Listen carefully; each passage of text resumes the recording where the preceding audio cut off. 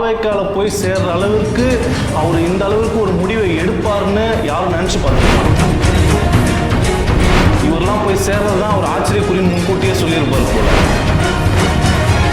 இவர் போய் இப்படி சேர்றாருன்னா இவ்வளவு நாள் இவருக்கு அரசியல் தெளிவே இல்லை. கிட்டத்தட்ட ஒரு டெபாசிட் இழக்கக்கூடிய நிலைக்கு தான் கோபிச்செட்டிப்பாளையத்திலே தள்ளப்படுவார். பெண்களாக இருந்தாலும் அவங்கள பற்றி கொச்சையான வார்த்தைகளை பயன்படுத்துவது, இது போன்ற கீழ்த்தரமான செயல்களை மட்டும்தான் அவங்களுக்கு செயல் தெரியும். அதிமுகவினரே மொத்தமாக பிஜேபியில் சேரக்கூடிய நிலையை இன்னும் கூடிய சீக்கிரத்தில் பிஜேபி செய்யும்.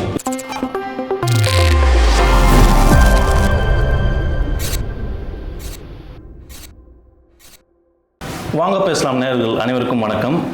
இன்றைக்கி நம்ம எதை பற்றின டாப்பிக்கை பற்றி பார்க்க போகிறோன்னா, இந்த அதிமுகலேருந்து தாவேக்காக்கு மாறிய திரு செங்கோட்டையன் அவர்கள். அதாவது அவர் நம்ம பொதுவாகவே அதிக அனுபவம் கொண்ட அரசியல்வாதிகளில் முக்கிய சில தலைவர்கள் தான் இருக்கிறாங்க. அதில் முக்கியமான ஆள் அதிமுகவை சேர்ந்த செங்கோட்டையன் அவர்கள். ஆனால் இன்றைக்கு அவருடைய நிலைமை பார்த்தீங்கன்னா, தாவேக்கால போய் சேர்ற அளவிற்கு அவர் இந்த அளவிற்கு ஒரு முடிவை எடுப்பார்னு யாரும் நினச்சி பார்த்துருக்க மாட்டாங்க. ஏன்னா எம்ஜிஆர் காலத்திலேருந்தே அவர் அதிமுகவில் பயணிச்சுக்கிட்டு இருக்கிறாரு. அதிக முறை சட்டமன்ற உறுப்பினராக இருந்திருக்கிறாரு. அந்த ஒரு கள நிலவரம், ஒரு அரசியல் கள நிலவரம் என்பது திரு செங்கோட்டையன் அவர்களுக்கு தெளிவாகவே தெரியும். இருந்தும் அவர் போய் ஏன் இந்த தமிழக வெற்றி கழகத்தில் சேர்றாருன்னு தெரியல. அவர் சேர்றதுக்கு முன்னாடி கூட விஜய் அவர்கள் எங்களை ஏன் தற்குறின்னு சொல்றீங்க, நாங்கள் தற்குறி இல்லை, நாங்கள் ஒரு ஆச்சரியக்குறின்னு சொன்னார். இவரெல்லாம் போய் சேர்றது தான் ஒரு ஆச்சரியக்குறின்னு முன்கூட்டியே சொல்லியிருப்பார் போல. ஏன்னா திரு செங்கோட்டையன் அவர்கள் எந்த அளவிற்கு ஒரு அரசியல் அனுபவம் வாய்ந்தவர்னா, அதாவது அம்மையார் ஜெயலலிதா அவர்களுக்கே அந்த அரசியல் களத்தில் நம்ம எப்படியான ப்ரோக்ராம் செட் பண்ணணும், எந்த அளவிற்கு மக்களை போய் சந்திக்கணும், எவ்வளவு தூரம் நம்ம அந்த ப்ரோக்ராம் ஷெட்யூல் பண்ணுறது முதல் கொண்டு பல வேலைகளை அம்மையார் ஜெயலலிதா அவர்களுக்கு செய்து கொடுத்தவர். அதை தவிர்த்து அதுக்கு அடுத்தடுத்த கட்டங்களை இரண்டாம் கட்ட தலைவர்களோட அவர் வளர்த்து விட்டவரும் கூட. இந்த அளவிற்கு ஒரு முன்னோக்கி சிந்திக்கக்கூடிய ஒரு தெளிவான ஆள் ஏன் போயிட்டு தாவேக்கால சேர்றாருன்னா, அவர் சேர்ந்ததை என்னுடைய பார்வையாக நான் எப்படி பார்க்குறேன்னா, இதனால் வரைக்கும் அவர் ஒரு பிம்பத்தை தான் கட்டி அமைச்சிருக்காரோ அப்படின்னு தான் எனக்கு தோணுது. ஏன்னா பொதுவாகவே பார்த்தீங்கன்னா ஒரு தலைவர்கள் இந்த அளவிற்கு ஒரு அவர்கள் இருக்கிற நிலையை விட கீழ்நிலையில் போய் ஒரு இடத்துல இருக்க மாட்டாங்க. ஏன்னா கள நிலவரம் தெரியும். இவர் போய் இப்படி சேர்றாருன்னா இவ்வளவு நாள் இவருக்கு அரசியல் தெளிவே இல்லை அப்படிங்கிறது தான் இதை காட்டுது. அது ஏன் இந்த நிகழ்வுக்கு அடுத்தபடியாக பார்த்தீங்கன்னா, அவர் ப்ரெஸ் மீட் கொடுக்குறாரு. அந்த ப்ரெஸ் மீட்டில் அவரால் தெளிவான பதில்கள், அதாவது செங்கோட்டையனுடைய ப்ரெஸ் மீட்டுன்றது ஒரு தெளிவாக இருக்கும். அவர் அந்த அளவு நாலேஜபிளான பர்சன். ஆனால் அவருடைய அந்த தாவேக்கால சேர்ந்ததுக்கு அப்புறம் அவர் ப்ரெஸ் மீட் கொடுக்குறாரு. அந்த ப்ரெஸ் மீட்டில் கேட்குறாங்க, ஏன் நீங்கள் போய் தாவேக்கால இணைஞ்சிங்கன்னா, அதுக்கு அவர் சொல்லக்கூடிய பதிலை பாருங்க.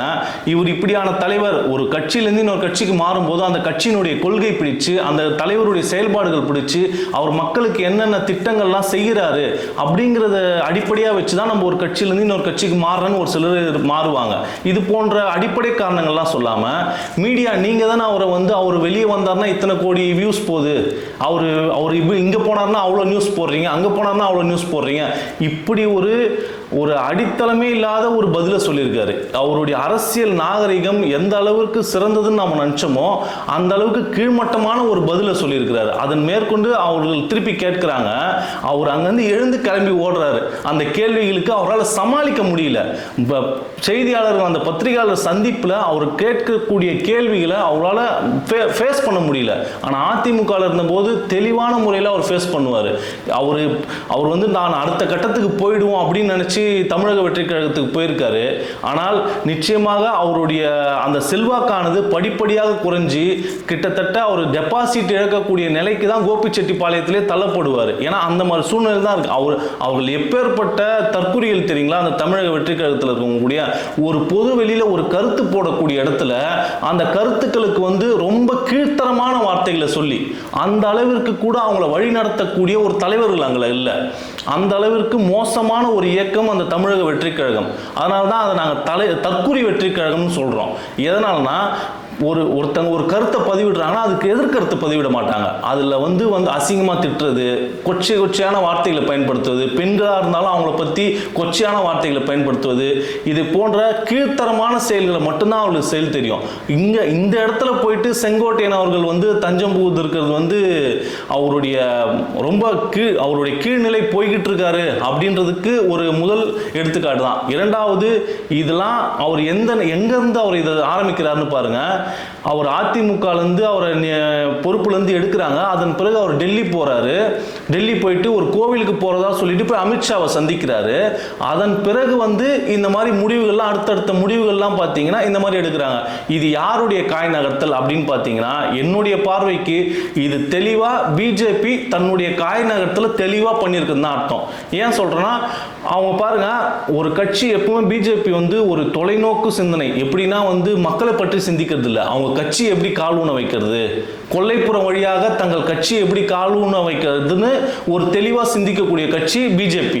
ஏன் சொல்றேன்னா, இப்போ அவங்க இந்த இடத்துல ஒரு எம்டி ஸ்பேஸ் இல்லை. தமிழ்நாட்டில் திமுக அதிமுகன்னு ஒரு இருபெரும் கட்சிகள் இருக்கு.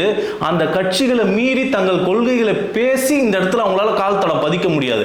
அதனால வீக்கா இருக்கக்கூடிய அந்த கொள்கை பலவீனமா இருக்கக்கூடிய கட்சியான அதிமுகவை வீழ்த்தி அவங்கள மொத்தமா தரைமட்டமாக்கிட்டு அந்த இடத்தை நிரப்ப நினைக்கிறாங்க அவங்க. அதனால தான் ஒவ்வொரு தலைவர்களையா பிரித்தெடுத்து இதை கூட டெல்லி இவர்களுக்கு செய்த அந்த டார்கெட் தான். செங்கோட்டையன் அதிமுகவிலிருந்து பிரிச்சு அதிமுகவை தெளிவாக பலவீனப்படுத்தி பிறகு அவர்களே அதிமுகவினரே மொத்தமாக பிஜேபியில் சேரக்கூடிய நிலையை இன்னும் கூடிய சீக்கிரத்தில் பிஜேபி செய்யும். இதுக்கான முதல் ஸ்டார்டிங் வேலை தான் இந்த வேலை.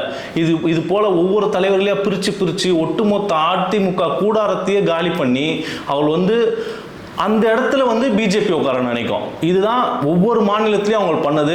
அந்த வலையில தான் இன்னைக்கு அதிமுக சிக்கிக்கிட்டு இருக்கு. இதெல்லாம் மீறி எதிர்த்து தொடர்ந்து குரல் கொடுத்து கொண்டிருக்கிற இயக்கம்னா அது திராவிட முன்னேற்ற கழகம் மட்டும்தான். இவர்களுக்கு எந்த விதமான சலசலப்புக்கும் அஞ்சாம இவர்கள் டெல்லியிலேருந்து எந்த அளவுக்கு நெருக்கடிகளை கொடுத்தாலும், சிபிஐ ஆகட்டும், நிதி தராம இருக்கட்டும், அந்த இப்போ லேட்டஸ்டா எஸ்ஐஆர், இதன் மூலியமா இவர்கள் அந்த வாக்குரிமைகளை பறிச்சு, இந்த சிறுபான்மையினர் வாக்குரிமைகளை பறிச்சு அதுல இவங்க ஆட்சிக்கு வரலாம். இப்படி ஒரு கொல்லைப்புறம் வழியாக இந்த போல ஒரு சிந்தனைகள்லாம் வச்சுக்கிட்டு அவங்க பல்வேறு விஷயங்களை செய்யறாங்க. ஆனால் இதற்கு எல்லாத்துக்குமே எதிர்த்து குரல் கொடுத்து கொண்டு அந்த அவர்கள் செய்கிற அத்தனை அந்த தீய செயல்களையும் முறியடிச்சு ஒரு இயக்கம் செயல்படுது, இந்த மக்களுக்காக செயல்படுதுன்னா அது திராவிட முன்னேற்ற கழகம் மட்டும்தான். அண்ணன் இளந்தலைவர் அவர்கள் தொடர்ந்து இந்த சனாதன எதிர்ப்புல இருந்து இன்று வரை பிஜேபிக்கு தொடர்ந்து எதிரணியில நின்று குரல் கொடுத்து கொண்டிருக்கின்ற ஒரு தலைவர் அண்ணன் இளந்தலைவர் அவர்கள்.